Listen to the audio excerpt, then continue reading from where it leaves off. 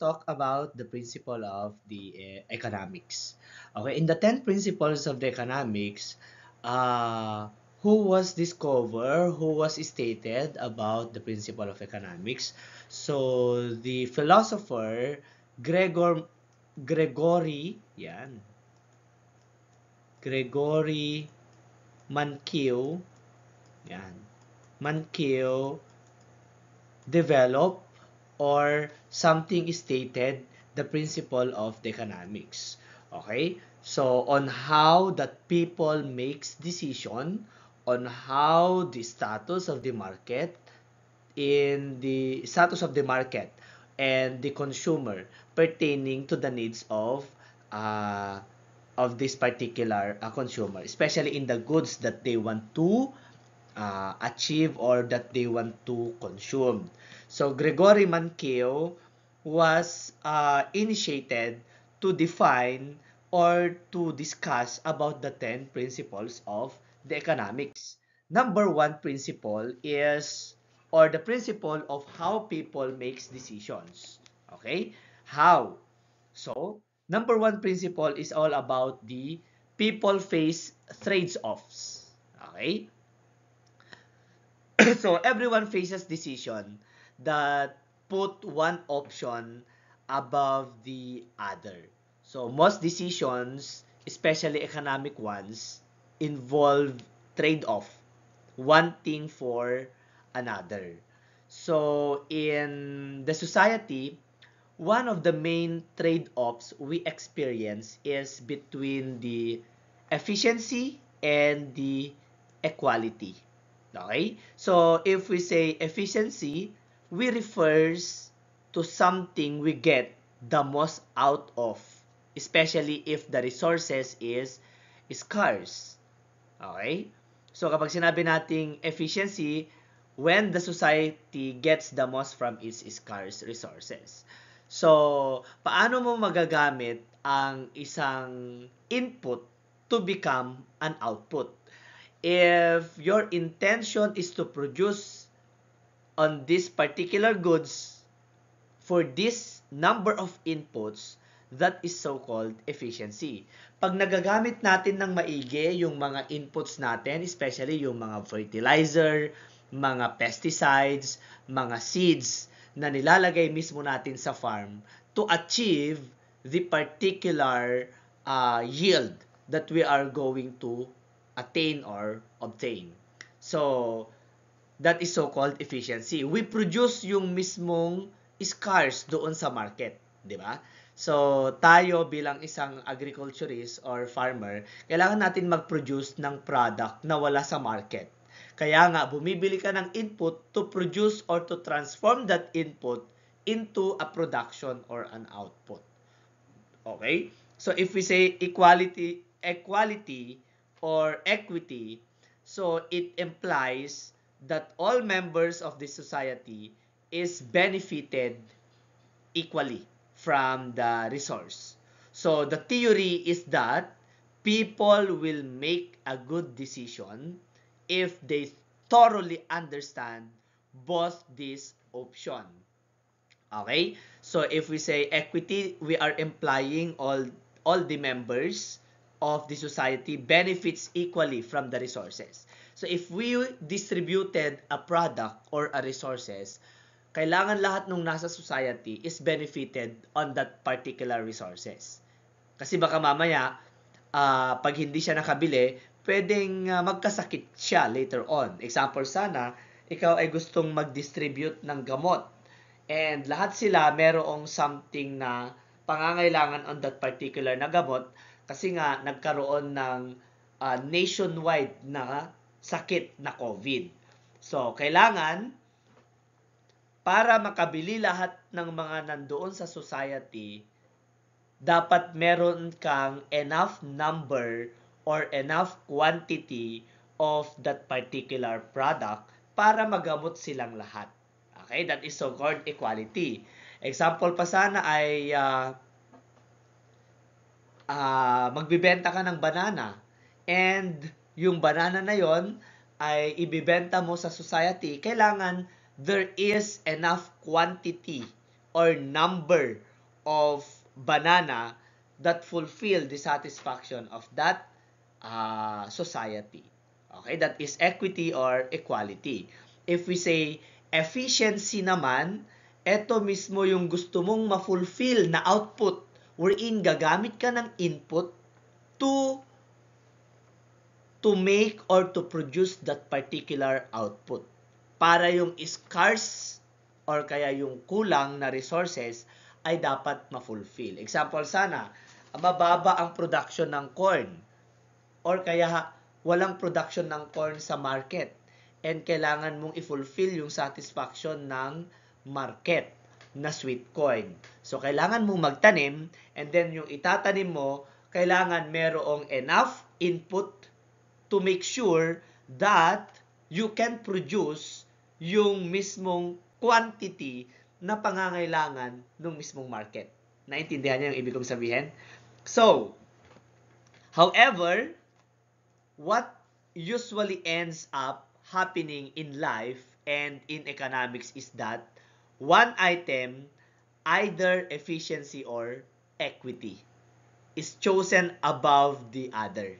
Okay? For example, the way students decide to spend their time or how government allocate budget can be example of the trade-offs people face. Okay?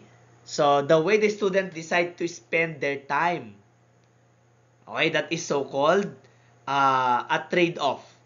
Okay? Or how the government allocates the budget, that can be example of the trade-off or people face. Or the trade-offs people face.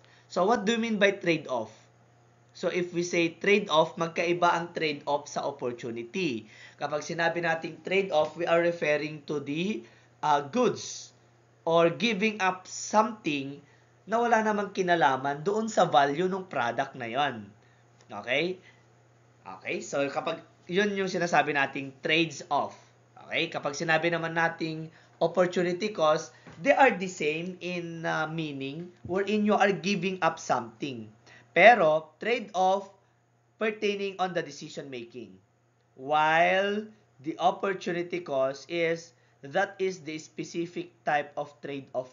Okay? That is the specific type of trade-off wherein it represent the value of the next best alternative forgone. Okay? Or sacrifice when a decision made or when a decision is made. So, kapag sinabi nating opportunity cost, you forgone something. Okay? Because there is a cheaper than that particular product. Okay? Meron pang mas mura pala doon sa product na yon. That is opportunity cost. So, mas bibilhin mo siya na mas mura kesa naman siya mahal. Pareho naman yung product na yon. So, nagkakaroon ng comparison doon sa product based on the prices, it means that is so-called opportunity. Pero kapag nagkakaroon ng quality of that product, but not in the price of that product, that is so-called a trade-off. So, a trade-off is arise when there are multiple alternative available. Okay? And selecting one means sacrificing the benefits of others. Example, investing time in studying for an exam. Okay? You invest time in studying rather than going out with the friends. So, mas gugustuhin ko pang mag-review kaysa naman yung mag-hang out with my friends. So, it means meron kang ini-aim na objective. Because the opportunity cost is a specific type of trade-off. Focusing on the specific value of the forgone. Okay? Mas gusto niyang i-give up yung isa na mahal kaysa naman dito sa may mura. Because opportunity cost, one of example is, mas gugustuhin kong mag-aral at i-give up yung mismong pagtatrabaho ko ng full-time as laborer. Kasi nga, pag nakapag-aral ka, ina-assume mo na mas tataas ang sweldo mo. So, that is opportunity cost. Next, we have the cost. Principle number 2, the cost of something is what you give up to get it. So, dito na pumapasok yung opportunity cost. So, since people face these trade-offs, or a decision requires a comparison of a cost against the benefit of alternative courses of action, sometimes the most obvious action or answer is not the first one would you think of. Okay? Ulitin ko ha. Since people face these trade-offs, a decision requires a comparison. So, nagkakaroon ng comparison with the product. Okay? They are comparing the costs against the benefits of alternative courses of action. So, sometimes, the most obvious action or answer is not the first one you would think of. Okay? Hindi daw yung una na naisip mo ang pinakasagot doon. So, each item has an opportunity cost. Each item has an opportunity cost. So, in other words, what you're giving up to get it. So, when you're facing a decision, people should understand the opportunity costs. Okay? Involved in decision and in each action. Okay? So, yon. For example, so some people consider only the cost of an action, but not the time involved. Okay? So, cooking dinner at home is cheaper than ordering from the restaurant, but takes up a lot more time than calling to a place and order. So, yung pagluluto pala sa bahay ay mas nakakamura ka kesa doon sa restaurant. But, it takes up a lot more time. Okay? Doon sa pagluluto mo, siya pa yung oras mo. 'Di ba? Than calling to a place and order. So, in opportunity cost, binibigyan ka niya ng decision making. Wherein, ano kaya yung pwede kong gawin? Alam kong mas mura kapag ako ay magluluto sa bahay. Alam kong mas mura ang mabibili kapag magluluto ako sa bahay kaysa naman yung sa restaurant. Pero, it takes time kapag magluluto pa ako than calling or kesa naman doon sa pagtawag ko na dapat mag-order na ako. So, it means binibigyan ka niya ng choice. Siguro kapag ikaw ay nag-aapura sa trabaho, kailangan mag-order ka na lang kaysa naman sa magluto ka pa. Pero kung madami ka namang oras siguro na magluto, why not to give up that ordering in restaurant and enjoy the family or enjoy in companion with your family. Okay? So doon, nagkakaroon ng opportunity cost. Another one is going to college for a year is not just the tuition books. Okay? So, than the foregone wages. So, mas maigi pala na ako ay mag-aaral kaysa naman yung magtatrabaho. Kahit hindi na ako muna magsweldo dahil pag ako ay nakapag-aral na ay mataas naman yung sweldo. So, yun. Next. Rational people think at the margin. So, what do you mean by rational people? These are someone who is sensible and it is able to make decision based on the intelligent rather than in emotion. So, mas pinapairal niya ang intelligent thinking rather than emotion. Because the rational people is systematically and purposefully, okay, do the best they can to achieve their objective. So, ang rational people kasi meron siyang objective kung bakit nagtitipid siya or something na meron siyang pinaglalaanan doon sa mismong pera. So, in general, economists like to assume that people are rational thinker. Okay? Still, they look at marginal changes. So, bilang isang rational people, mas gugustuhin mong bumili ng mga product na align doon sa budget mo. Okay? Example sana, binigyan kita ng 500 at doon sa 100,000 yung isa. Si Pedro ay binigyan ko ng 500 at si Juan ay binigyan ko ng 100,000. Ngayon, pag itong dalawa pinapunta ko sa isang mall, syempre, ang magiging rational thinker dyan is the 500 pesos. Bakit?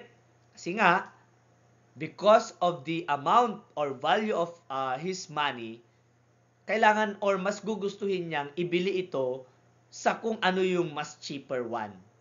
Okay? Because economists is like to assume that people are rational thinker based on the amount of money.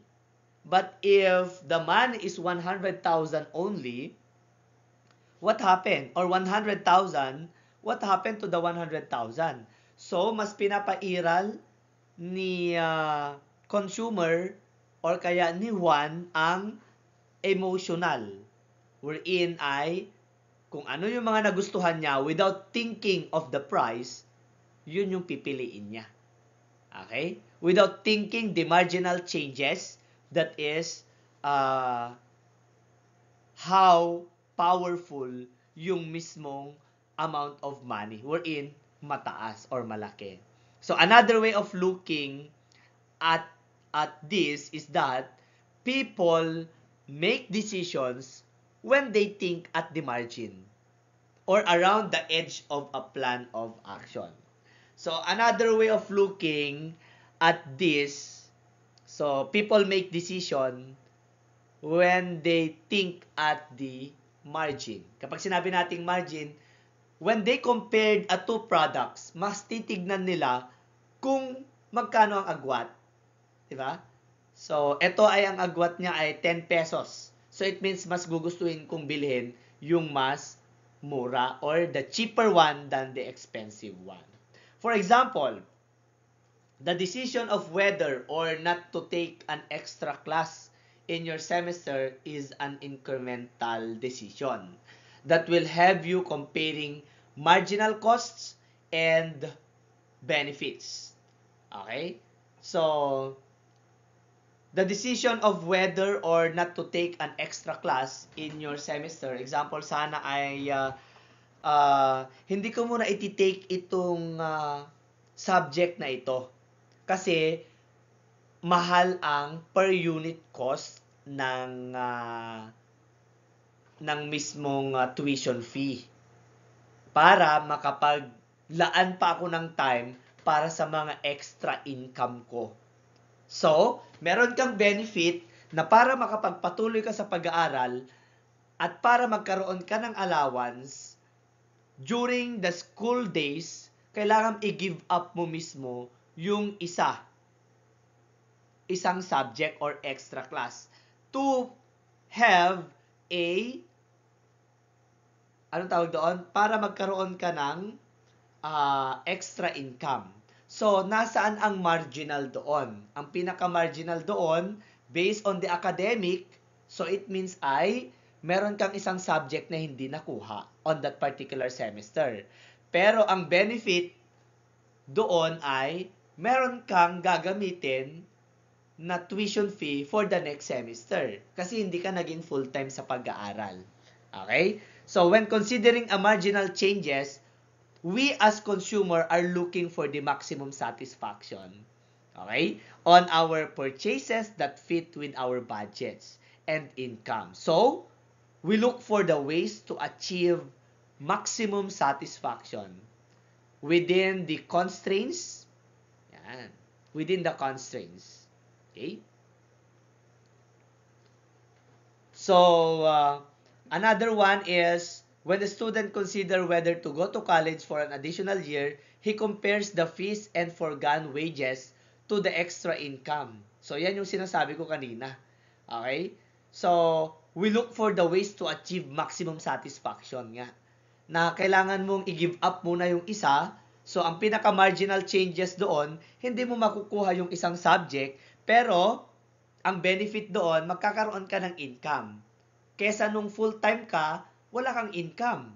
Pero nung meron kang extra income or extra work, give up mo lang yung isa na subject para magtrabaho, and that is the marginal changes or incremental changes. So we look for ways to achieve the maximum satisfaction within the constraints of what we are willing to pay for a commodity, and the decisions it takes to get there are influenced by marginal changes and rational thinking. Okay? Next, another one is the people response to incentives. So, the incentive are reward or a punishment. So, something that induces a person to act. So, the prospect of a reward or a punishment. So, incentive is something that induces a person to act. Okay? So, because the rational people make decision by comparing costs and benefits. So, they respond to incentives. So, the incentive may possess a negative or a positive intentions. Depends kung paano mo siya gagamitin. Example, sana may sakit yung anak mo. Tapos, syempre, para magkaroon ka ng incentive, kailangan kong pumili para mailigtas mo yung buhay ng anak mo. Anong gagawin mo? Magnakaw or something na mangutang? So, ang pinaka-reward mo doon, para gumaling yung anak mo, mas preferred mo na mangutang or magnakaw. Okay? So, yun. So, kapag nangutang ka, so it means, ang punishment mo doon is to pay the utang. And ang benefit mo doon or ang incentive mo ay gumaling mismo yung anak mo. Another one is, when cigarettes taxes increase, tin smoking falls. So kapag tumaas daw ang tax natin or tax sa mga sigarilyo, syempre, ang benefit doon, kaunti na lang ang maninigarilyo. So it means, bababa ang number of patient ng mga lung cancers doon sa mismong hospitals. And bababa din ang mga teens na maninigarilyo. Okay? But, we all know that people is a rational thinker. So, titingin sila ng alternative na kapag tumaas ang cigarette, ano yung next na alternative?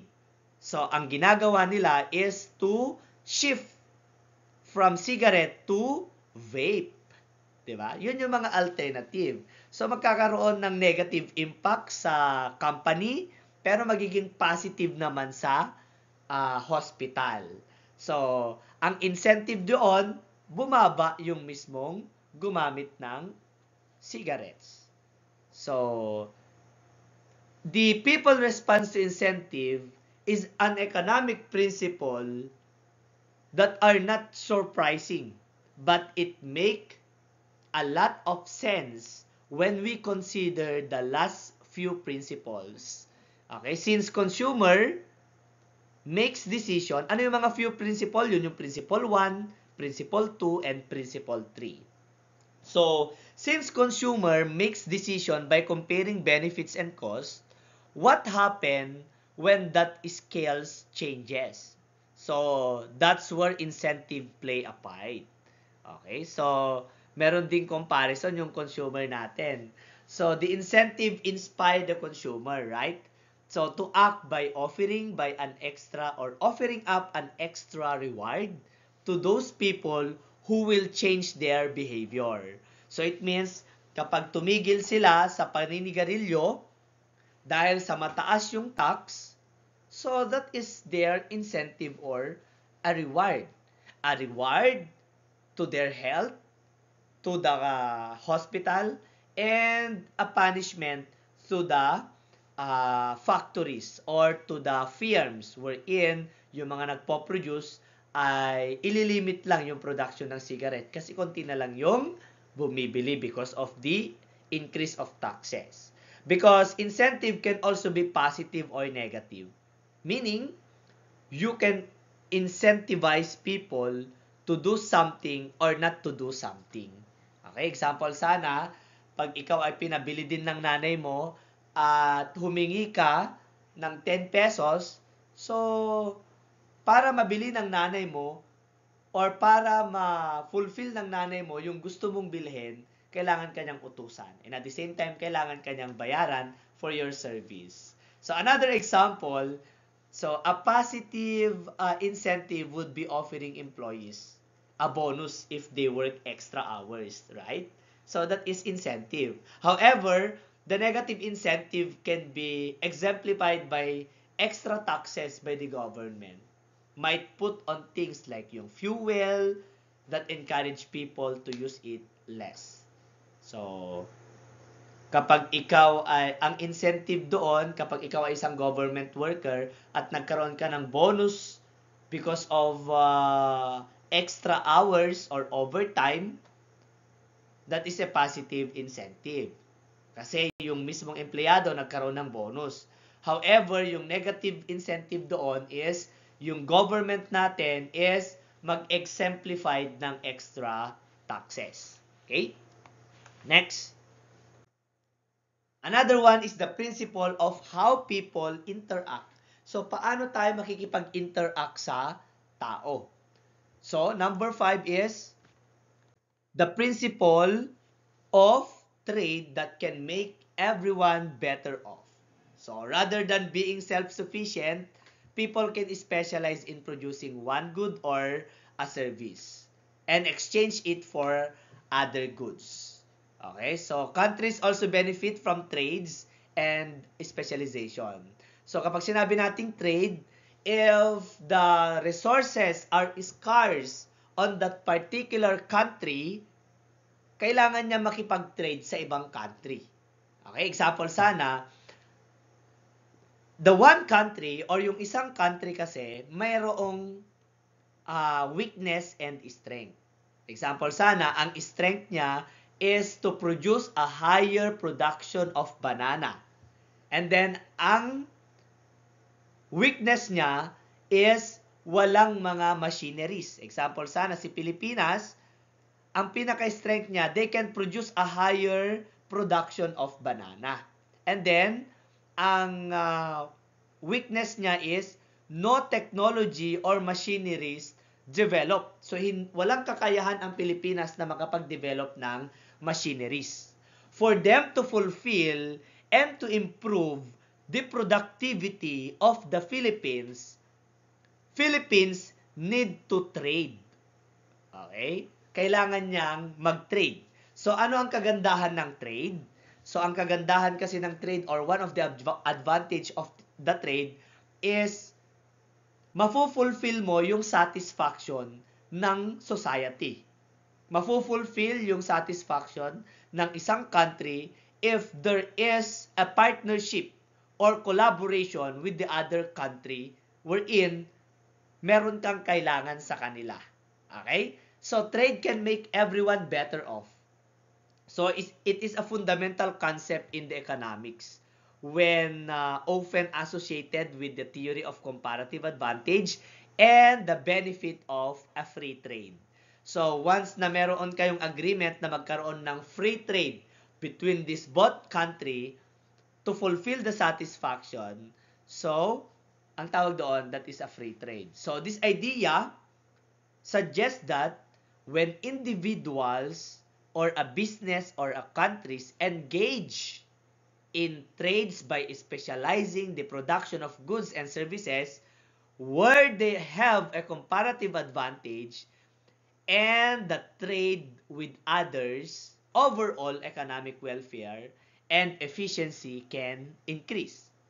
Okay? What do we mean by comparative advantage? Kapag sinabi natin comparative advantage, we are referring to the ability of the country or individual or a business to produce a goods or a services at a lower opportunity costs than others. Okay? Mas gugustuhin mong bumili mismo sa isang country na kahit present pa yan sa ibang country dahil merong imposed by the government na magiging free trade at merong collaboration between these two countries. So, that is so-called free trade. Wherein, merong lower opportunity cost. So, baka mababa ang kanyang taxes. Yan. So, it's about relative efficiency. Ano? So, kapag sinabi nating efficiency, ito mismo yung gusto mong makuha or ma-fulfill in that production. Okay? Example sana, the country A might be better producing banana. Okay? While yung country B naman, or kaya yung Japan, might be better producing of technology or machinery for banana production. So, each country has a comparative advantage. So, hindi naman lahat kasi strength ng isang country. Meron at meron pa rin silang mga weaknesses. Okay? So, each country has a comparative advantage in a particular product. Wherein, kailangan magkaroon ng free trade upang sa ganon, ma-fulfill yung satisfaction ng both country. Mai-improve ang production ng banana ng Pilipinas if there is a machinery, and at the same time, magdi-decrease mismo yung mismong investment because or kaya yung labor because there is a machinery doing the job doon sa mismong madaming labors. So this one seems obvious, but trade can be a positive for all the parties involved. So it's not like a competition where one side wins. So, ang trade is not a competitions. Ano? Not a competitions. Ang trade kasi is an agreement wherein there is a palitan ng mga product. Okay? It's not about a competition where one side wins and the other is loses. So, in trade, all parties can win. Okay? All parties can win by focusing on what they're best at. So the best example of these countries that benefited from the trading with each other. Okay, the best example yung ganito. Yung kung ano yung gusto mong isatisfied sa isang country, ay kailangan mong makipag-collab sa ibang country. Kung gusto mong masatisfied yung mismong country mo, kaya nga napakahalaga na ang isang country ay merong peace and at the same time, merong power to export and import openly on that particular country. Kaya ang Philippines is a free trade country wherein lahat ng mga partnership natin on the Asia ay maaaring mag-import and mag-export. Okay? So, yun. Next, market are usually a good way to organize economic activity. So, market is a group of buyers and sellers, or it is a place where we can meet or where the buyers and seller meet together for the purpose of transacting the product and the price of that product. So, organized economic activity means determining what to produce. Ano ba dapat ang pinoproduce na kailangan ng market? And paano ito ay produce? And then, how much of each to produce? Magkano ba ang i-invest ko dito? And sino ang kukuha? So, that is in the market. So, a market economy allocates resources. Okay? So, to decentralize the decision of many households. So, what do you mean by decentralized decision making? So, in the market economy, decision about what to produce, how to produce, and for whom to produce are made by individuals and the firms in market. So the consumers, producers, and the businessmen or business are interact through the price systems to determine the allocations of a resources. Okay? So ano yung role ng price on the market? Kasi si buyer and seller ang pinag-uusapan nila is the quality of the product, the quantity of the product, and also the price of that product. So ano ang role ng price? The role of the price is serve as a signal that convey the information about the scarcity of the goods and services. So, they reflect the relative scarcity and demand for the products kapag prices. Okay? They are guiding the producers to allocate resources efficiently. So, that is prices. Okay? And then, on the prices, syempre, hindi mawawala ang mga competitor. So, what is the advantage or what is the characteristic or some advantage or benefit of competition? So, one of the advantage of competition is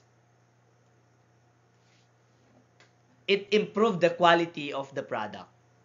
Dahil dalawa kayo na nagbebenta ng isang product na ito or banana, ang isang seller, mag-iisip yan kung paano niya mai-improve yung quality ng product na yon.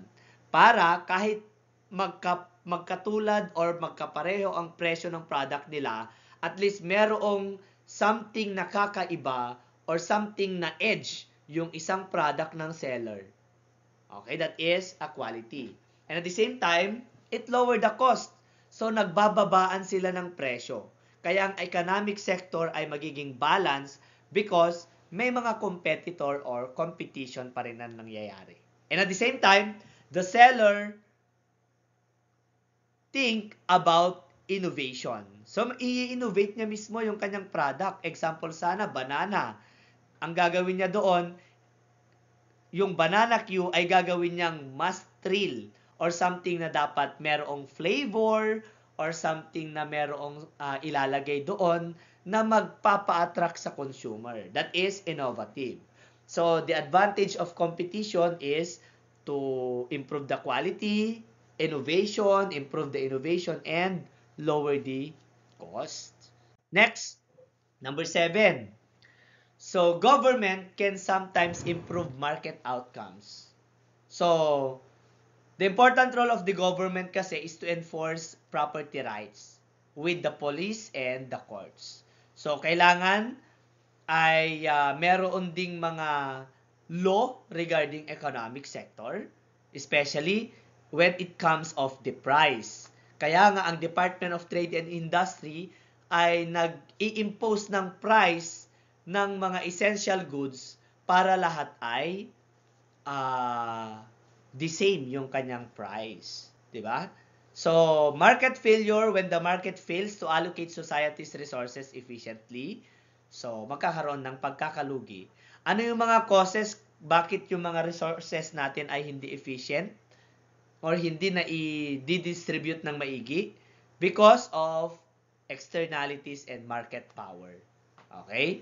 So, a single buyer or seller has a substantial influence on market price. So, merong power or minomonopolize nila yung mismong presyo. Diba? Especially kung sila lang yung nagbebenta doon.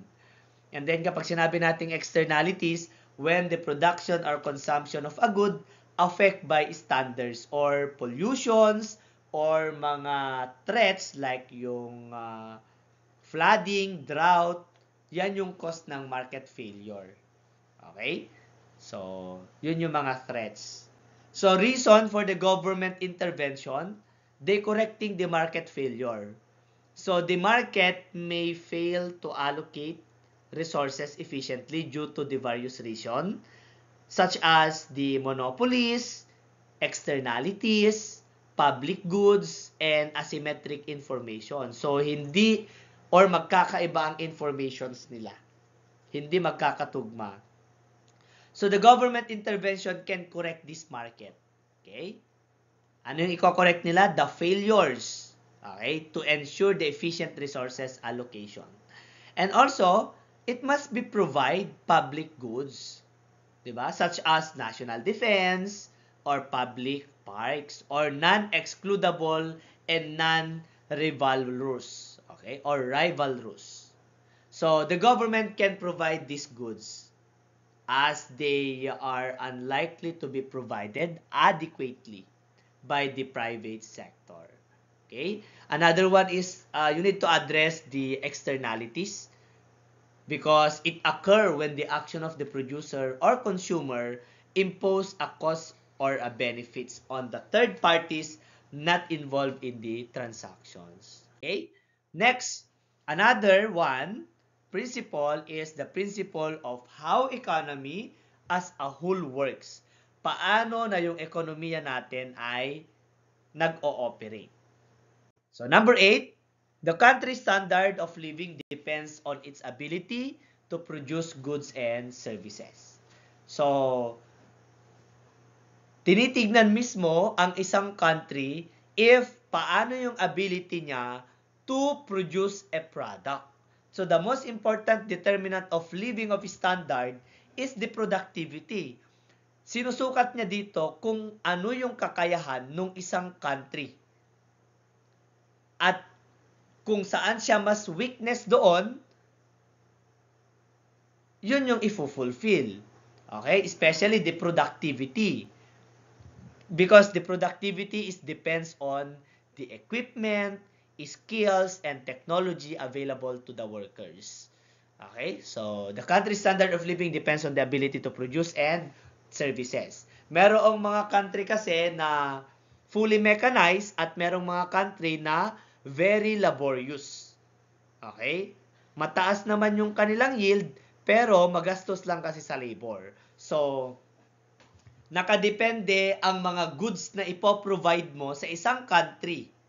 Okay? Example sana, dito sa Pilipinas, i-example na lang natin ang Philippines. Example, ang Kabagan ang may pinakamahihirap na tao sa buong Isabela. At ang Tumawini naman ang isa sa progressive na bayan. Ngayon, ang gagawin ni Tumawini is to offer a product na afford mismo sa Kabagan. Okay? So, hindi pwede na si Tumawini mag-offer ng product na hindi naman afford ng isang area. Okay? So, example sana, kung alam mong lahat ng mga taga-Kabagan ay namamalimos, example lang to ha, so, ikaw na taga-Tumawini dahil mataas yung standard of living ninyo, kailangan mong mag-offer ng pagkain na afford mismo ng Kabagan. And at the same time, ang tinitingnan natin dito is the affordability on that goods and services based on the status of living of that particular place. Okay? Next, number 9. So, price rise when the government prints too much money. So, dyan na lumalaki or dyan na mismo pumapasok yung tinatawag nating inflation. Kapag sinabi nating inflation, ito yung increase in the general level of the prices. So, kapag nagprint ka ng madaming pera, mas tataas ang presyo ng product. Kasi dapat mas pumantay or mag-level or mag-level yung mismong amount of money and the inflation or the prices. Hindi naman pwede na nagtaas ka ng isang product kung wala namang pagtaas nung quantity ng money. Okay? Alam nyo, naka-base doon sa quantity ng money ang pagtaas ng mga presyo ng mga product natin. Okay? The faster the government creates money, kapag mabilis ang paggawa nila ng pera, mataas din ang inflation rate. Kapag sinabi nating inflation rate, dati yung tatandaan, increase in price or level of prices of the different product. Okay? Inflation. Next, Example pa sana dito sa number 9 kanina sa inflation is may mga bansa na kung saan walang knowledge regarding economic.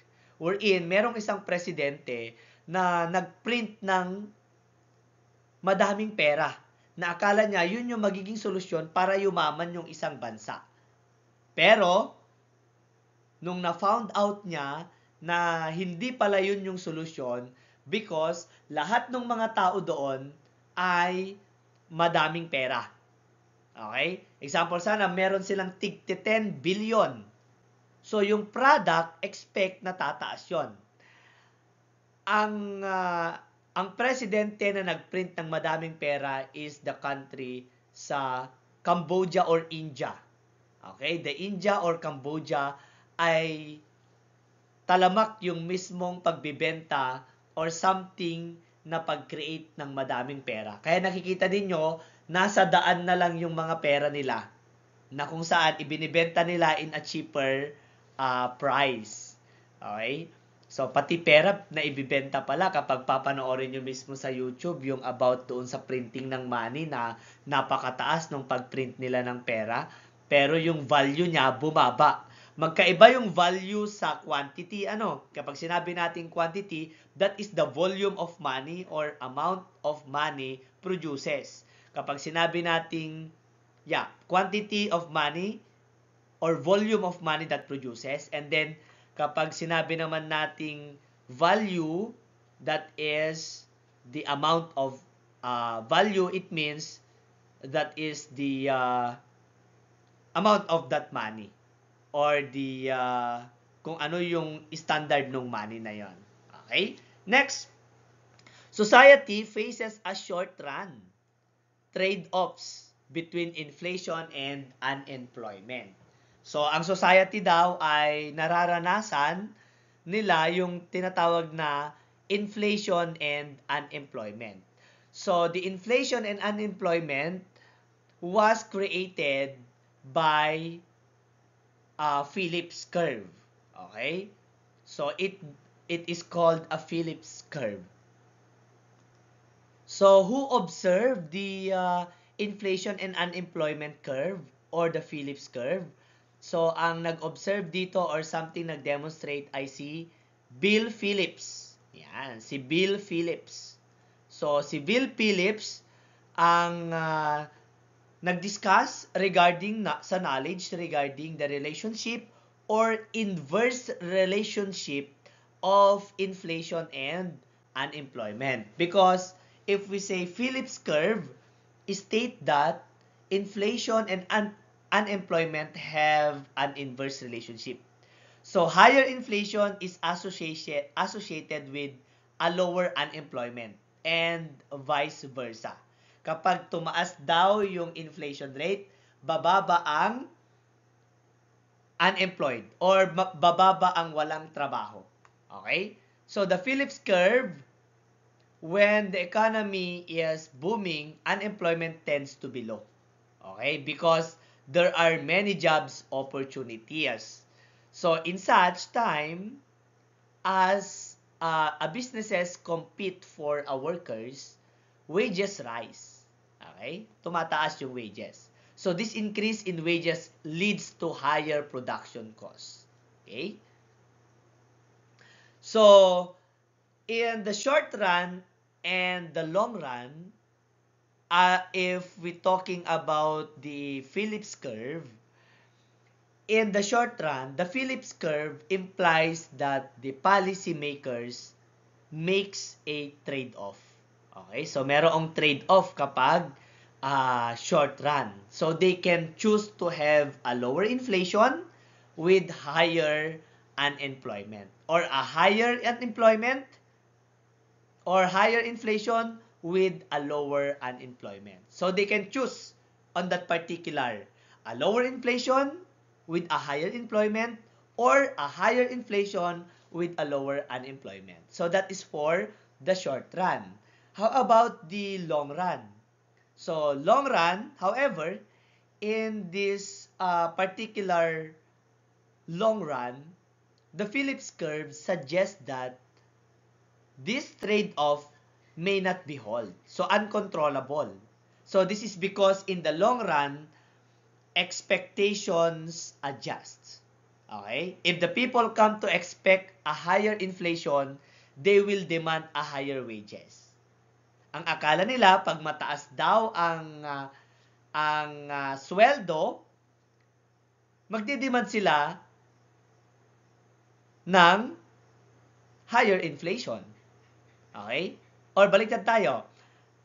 Kapag ang tao, kapag sinabi kasi nating higher inflation, higher price of the product. So kapag tumaas daw ang presyo ng mga product, magdidemand din ang mga laborer or yung mga tao na higher dapat ang wages. So this can shift the Phillips curve. So magsi-shift yung Phillips curve, ano? Shifting to the right or shifting to the left. That making it more vertical, indicating that there is no longer a trade-off between inflation and unemployment. Kapag sinabi nating more vertical, this is the normal curve of the Phillips curve. Kapag sinabi nating vertical, once that this curve will be vertical at napuntang ganyan, so it means wala nang unemployed. So it means ay maximum na lang yung unemployed. So tataas man or bababa mismo, yung inflation rate, walang movement doon sa unemployed because naka-vertical curve na siya. So it means ay infinite. Okay, kapag sinabi nating infinite, even though there is a higher inflation or lower inflation, eto na yung mismong maximum unemployed or percent unemployed. So, yon. Para mas maintindihan natin, this is the inflation rate. The Phillips curve inflation rate and Phillips curve unemployment. So kapag sinabi nating unemployed, ito yung mga walang trabaho. Ang inflation rate naman, ito yung wages. Okay? So ngayon, in the Phillips curves, there is so-called the inflation rate and the percent unemployed, there is so-called inverse relationship. Kapag sinabi nating inverse relationship, may tataas na isa at merong bababa na isa. So, the inflation rate, if the inflation rate is increasing, okay, the unemployed is decreasing. So, it means ay kapag tumaas daw ang sweldo, bababa ang unemployed. Okay? Bababa ang walang trabaho. Pero, kapag mataas or kapag nag-increase ang walang trabaho, it means mababa ang sweldo. Okay? Ganon. So, it means merong inverse relationship. So, in short run, Phillips curves state that when unemployed is low,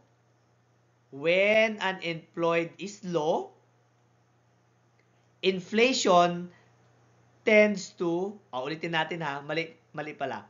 When unemployed is low, okay, inflation tends to high. Tingnan nyo ha, bumaba. So it means nandito sa 3 and then 5 na, inflation rate. Or baliktarin natin, when unemployed is high, nandito, or dito, inflation is low. Okay? So, as you can see, from letter A to letter B, it means there is an inverse relationship. Ulitin ko ha, kapag mataas ang inflation rate, mababa or kaya konti lang ang walang trabaho. Okay? Pero kapag mababa ang inflation rate or yung mismong sweldo, mataas ang walang trabaho. So it means, ang mga tao is nag-i-aim ng mataas na sweldo. Okay? So yun ang ibig sabihin. So, kung may mga tanong kayo, pwede kayong magtanong later on sa class natin. So, thank you very much and thank you sa pakikinig.